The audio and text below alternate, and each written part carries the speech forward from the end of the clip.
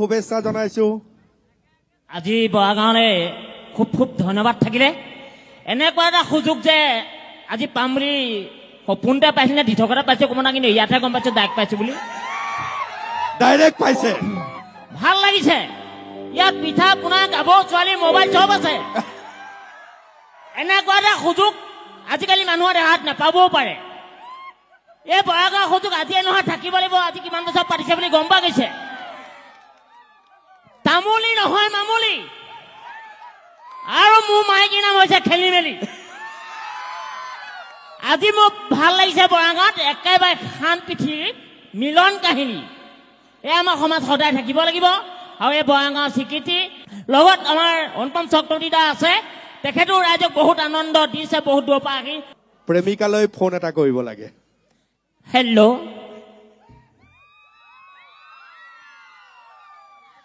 তুমি যে ভাল পোৱা প্ৰকৃত হয় মোকনো কি চাই ভাল পালা তুমি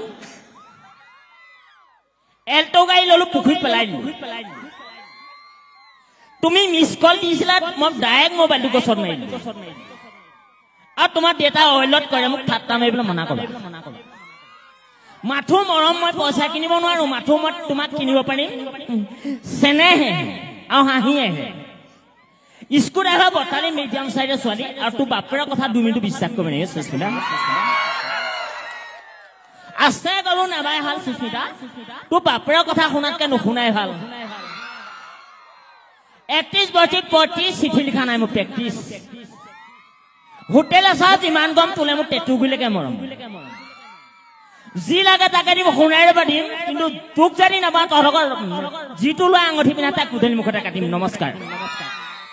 ধন্যবাদ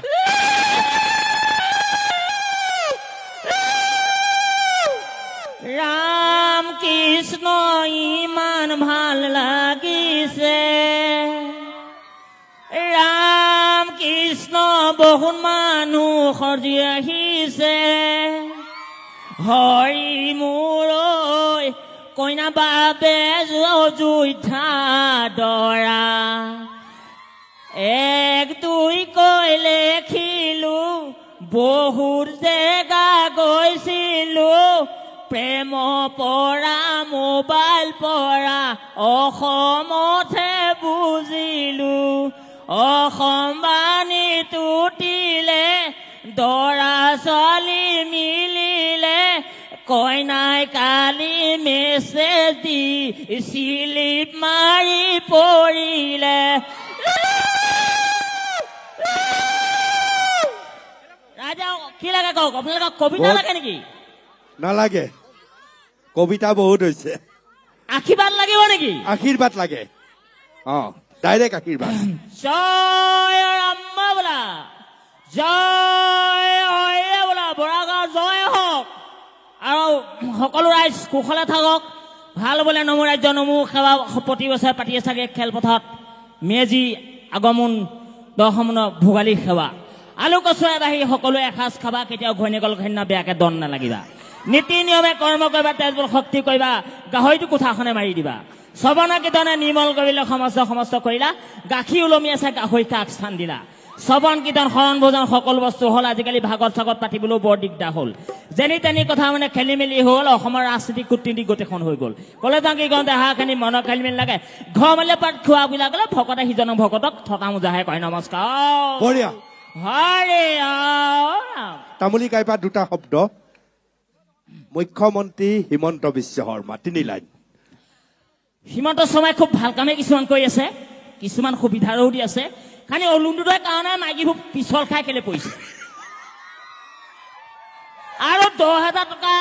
এটা আঁচনি লৈছিলে সেই 10,000 খাচী পুলিটো মৰিলে নেজিলে বাৰু সেই পুলিটো যেতিয়ালৈকে যি থাকিব হেনো পইচাটো আহিব যেতিয়া মৰি যায় পুলিটো বোলে পইচা নাহে আৰু এটা সুবিধা আহিছে কি চৰকাৰ ফালৰ পৰা অৰুণোদয় 72 মান কাগজ সিজালে কোনোবা এবছৰহে পাব নমস্কাৰ ৰব জুবিন গাৰ্গ এনেকুৱা এজন ভাল মানুহ অসমৰ ছিংগাৰ তেওঁ এতিয়ালৈকে উঠাই নাই বৰ্তমান তেওঁ গোটেই আকাশে বগাহে গোটেই সকলো গান গাব পাৰে সকলোখিনি ধুনীয়া কাম কৰিব পাৰে জুবিনে আজি ভুল কৰিলেও বা জুবিন দা থাকিলে এনেকুৱা লাগে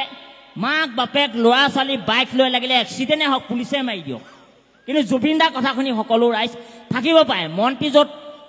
মানুহ হয়, কিন্তু জুবিন দা থাকিলে তেনেকুৱা শতগুণ মানুহ হয়। কিন্তু ভাল লাগে জুবিনৰ কণ্ঠ, লহৰ, স্কেল সকলো ভাল লাগে। কিন্তু তাতোতকৈ এতিয়া ভাল লাগিছে আমাৰ অসমীয়া সমাজত লো প্ৰেছাৰ আৰু হাই প্ৰেছাৰ পটককৈ মানুহ গুচি গৈছে। আৰু এটা আৰু মদ এটা কথা, মদ মদ মদ পুৰা আজিকালি কি আছে অসমত কিছুমান ৰেচিপি উলিয়াই দিছে। এতিয়া দেখিছে পিকনিকত গৈছে, ডিজাইন নোহোৱাকৈ পিকনিক নাই। কিন্তু আজি মাঘৰ বিহুত আকৌ মানুহ ঠাণ্ডাত কোনো যাব পৰা নাই, কিন্তু পিকনিকত কি চাবা ঘৈণীয়েক গিয়েক একেলগে প্ৰেম প্ৰীতি ভাল লাগিছে। ৰঙা পানী খালি খাব পৰা নাই, কিবা এটা ৰেচিপি উলিয়াইছে, মুখত কিবা এডাল ভৰাই দিছে, পাইপডালে বমি কৰিলে সি 70,000 টকা ভৰিছে। সেই আঁচনি গাই কিছুমান ডেকালৈ খাব পৰা নাই, আৰু ঘৈণীয়েকক কটকটনি সি যাবও পৰা নাই। এনেকুৱা কিছুমান আঁচনি ওলাইছে। আৰু এটা আঁচনি ওলাইছে কি আজিকালি অনলাইন কৰিলে চব বস্তু ঘৰ পধূলি মুখতে পাব, আৰু পইচা পাতি হ'বলৈ গাঁৱৰ দলতে সোমাই থাকিব। এনেকুৱা ভেজেল দি আছে। খালি আপোনালোকে এটা কথা, সদায় ভগৱানক এটা কথাই ক'ব, প্ৰভু তুমি আমাক ভালকৈ ৰাখা, তেতিয়াহে তুমি গধূলি 4 গছ পাবা। আৰু এই কথাটো জানিবা শুনিবা, ভাল মানুহৰ ভাল কাম, বেয়া মানুহৰ বেয়া কাম, কিন্তু মানুহ ভাল বেয়া দুইটা কাম থাকিলেহে সমাজ থাকিব। অকল ভালেই নহ'ব, কালো লাগিব। সেইকাৰণে কৈছা আছে গৰু না বেহাল, তাক বেছি পালচা লোৱাই ভাল।